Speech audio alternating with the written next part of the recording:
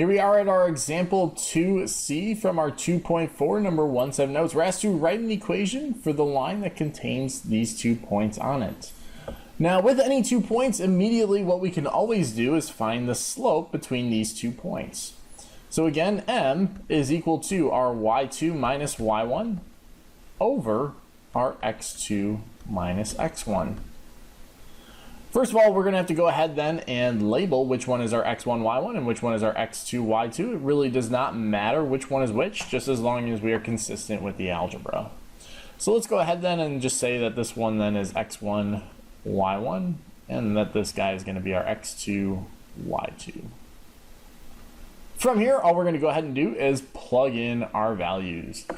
So then it looks like our m comes out to be equal to our y2, -6, minus our y1, here he is, -2, all over our x2, here he is at 4, minus our x1, here he is at 3. And from here, we're just going to go ahead and simplify things out. So we end up then with m coming out equal to -6 minus a -2. If you are subtracting by a negative, really we are adding those. So we end up then with -6 plus 2. That comes out to be -4. On the bottom, we end up with 4 minus 3. That comes out to be nice and clean, which is just 1. Simplifying this, then we just end up with m equals -4 over 1. That's the same as -4. Now, if we're trying to construct the equation of a line, we know that a line in slope-intercept form is y equals mx plus b. Now, all we have to do is go ahead and plug in our different values and see what we can end up with.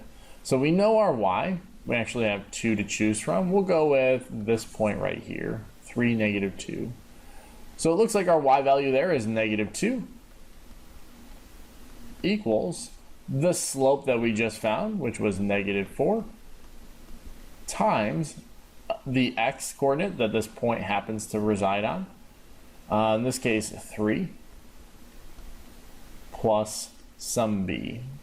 So again, really the reason why we can go ahead and get away with this move right here, this one in the orange, is because we know that this equation for the line contains this point and this point. In other words, it has to be on this line because that was given to us.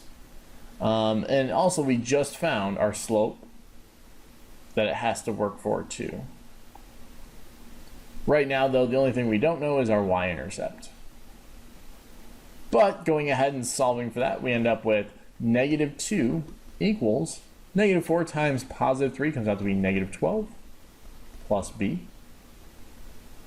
Trying to isolate b and get him by himself, we would have to add 12 to both sides. So then it looks like -2 plus 12 comes out to be +10 equals b. Rewriting the equation of our line, we end up then with y equals our slope -4x plus now our b value, that y-intercept that we just found, 10. So here is the equation of our line. Shifting over to Desmos to help illustrate this point. Now again, here is our equation, y equals -4x plus 10. That equation that we just found, the y-intercept, here he is, at 10. What I really wanted to illustrate though too is that we have our other points on here. So for example, we had the point 3, -2 that it resided on.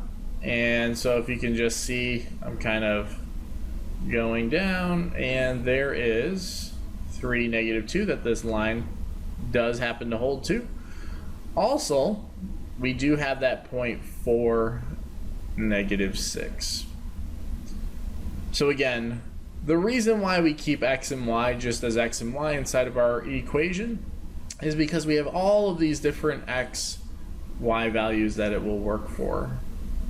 Okay, so here is, for example, 2.88, comma, -1.52. It works for this particular function. Again, though, that is example 2C from our 2.4 number 1 set of notes.